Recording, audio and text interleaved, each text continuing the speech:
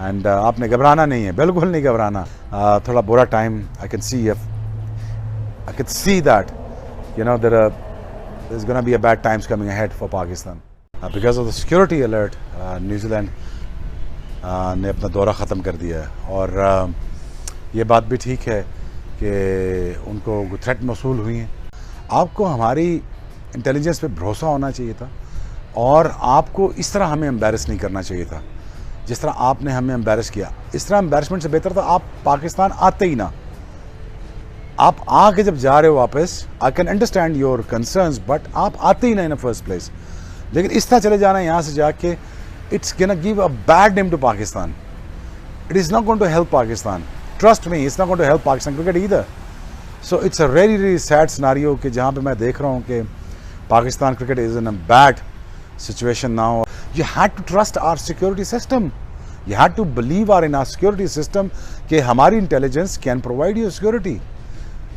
But again, leaving like this is leaving a huge embarrassment for Pakistan, and which I can't take it. I can't take it. It is just like really embarrassing. So it is not going to help Pakistan cricket either. And at the same time, Pakistan is going to suffer. And the suffering that I can see for Pakistan, whatever happened in Afghanistan, I could see that the lot of countries is going to be out there to hurt Pakistan. I can see that. Our Prime Minister spoken to New Zealand Prime Minister. When our chief executive has promised you security, they should have listened. But anyways, we helped in a bad times many times, but this time we needed your help, but you didn't. And you've never been there for us. And at the same time, left us with a lot of embarrassment. कोई नहीं बोल रहा, कोई आवाज नहीं उठा रहा, कोई नहीं पूछ रहा इस भारत को. 2009 के बाद कई साल तक कोई इंटरनेशनल टीम पाकिस्तान में नहीं आई क्योंकि सब गैर मुल्की टीमों ने पाकिस्तान में सिक्योरिटी को बहाना बनाया. पाकिस्तान आकर क्रिकेट खेलने से इनकार कर दिया और यूं पाकिस्तान के स्टेडियम्स क्रिकेट की रौनक से महरूम हो गए, वीरान हो गए. अब ऐसे वक्त में जब न्यूजीलैंड की क्रिकेट टीम ने पाकिस्तान में अपना आखिरी दौरा 2003 में किया था और ठीक 18 साल बाद वो पाकिस्तान आई और आज दोनों टीमों के दरमियान पिंडी में वनडे खेला जाना था, लेकिन ऐन मौके पर न्यूजीलैंड की टीम भाग खड़ी हुई और उसने सिक्योरिटी का बहाना बनाकर खेलने से मदद कर ली. अब ये सोचने वाली बात है कि न्यूजीलैंड के जो ऑफिशियल्स हैं उनके कानों में ऐसा क्या फूंका गया जिसका असर ये हुआ कि न्यूजीलैंड की टीम ने मुंह ही फेर लिया, यानी 11th आवर पर इनकार.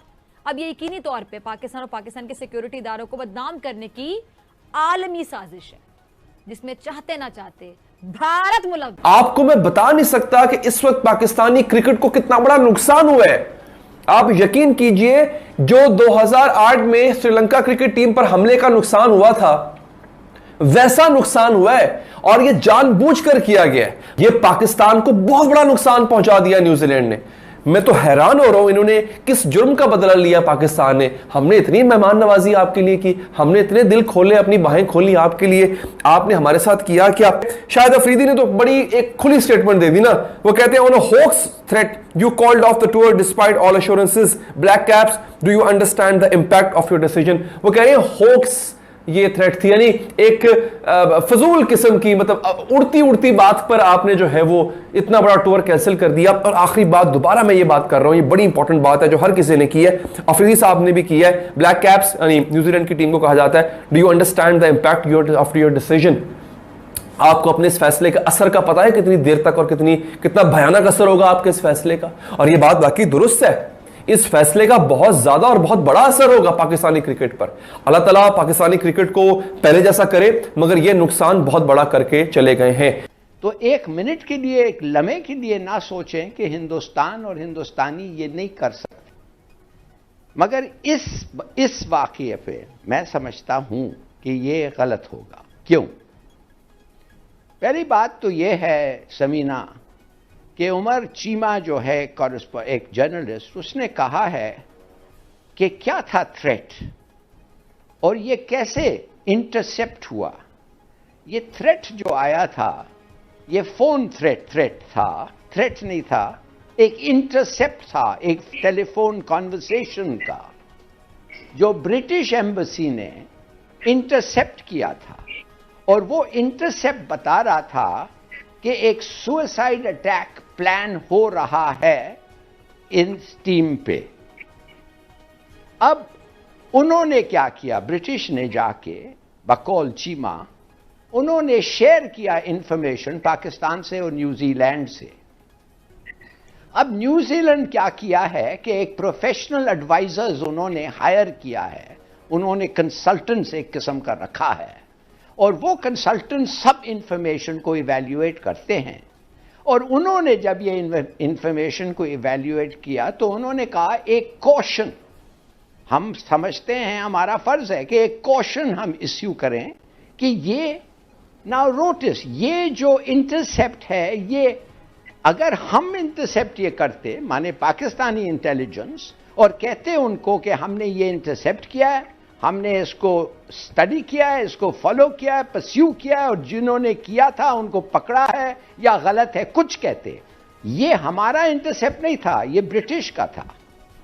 तो अच्छा। उन्होंने जब इनको बताया तो इनके कंसल्टेंट्स जो थे उन्होंने कहा कि जी ये क्वेश्चन हम आपको दे रहे हैं, हमारा फर्ज बनता है, ये हमारा काम है। जब ये उस जैकी अर्डन ने, प्राइम मिनिस्टर ने जब सुना कि ये क्वेश्चन आ रही है, तो उसका मोटो एज अ पॉलिटिशियन, और खास तौर पर पॉलिटिशियन जो इलेक्ट होके आती है, कि I am always better safe than sorry, मैं कोई चांस देना ही नहीं चाहती हूं, कैंसिल कर दो। ये भारत की एक साजिश। न्यूजीलैंड की क्रिकेट टीम पाकिस्तान के दौरे पर थी, जहां उसको 3 वनडे और 5 T20 मैच पाकिस्तान के साथ खेलने थे। कल पहला वनडे मैच शुरू होने वाला ही था कि ठीक मैच शुरू होने के 1 घंटे पहले सुरक्षा कारणों का हवाला देते हुए न्यूजीलैंड ने न केवल कल का वनडे मैच बल्कि अपना पूरा दौरा ही निरस्त करने की घोषणा कर दी। बात पाकिस्तान के प्रधानमंत्री इमरान खान तक पहुंची। उन्होंने न्यूजीलैंड के प्रधानमंत्री का दरवाज़ा खटखटाया, अनुरोध किया, अनुनय विनय किया, पर न्यूजीलैंड के प्रधानमंत्री ने अपना फैसला बदलने से इनकार कर दिया और फिर शुरू हुआ असली खेल जो पाकिस्तान में हमेशा से खेला जाता रहा है। वहाँ की मीडिया, वहाँ के यूट्यूबर और राजनेताओं का बयान पर बयान। पहले यह कहा गया कि न्यूजीलैंड ने अपनी सुरक्षा एजेंसियों के हवाले से यह खबर पाया था कि उनके टीम पर खतरा मंडरा रहा है, इसलिए वे पूरे दौरे को रद्द करके स्वदेश वापस आ जाए। अभी यह खबर चली ही नहीं थी कि फिर एक दूसरी खबर आ गई कि इंग्लैंड ने न्यूजीलैंड को सलाह दिया है और फिर इंग्लैंड के सलाह पर न्यूजीलैंड ने अपना दौरा रद्द किया है। अभी आधा घंटा भी नहीं बीता था कि एक तीसरा ट्विस्ट इसमें आ गया और कहा गया कि भारत की खुफिया एजेंसी रॉ ने इंग्लैंड को सलाह दिया, इंग्लैंड ने न्यूजीलैंड को सलाह दिया और फिर न्यूजीलैंड ने अपना दौरा रद्द कर दिया। अभी यह बात आगे ही नहीं बढ़ी थी कि पाकिस्तान के एक पत्रकार ने पूरे पाकिस्तान मीडिया की ही हवा निकाल दी, किरकिरी कराया।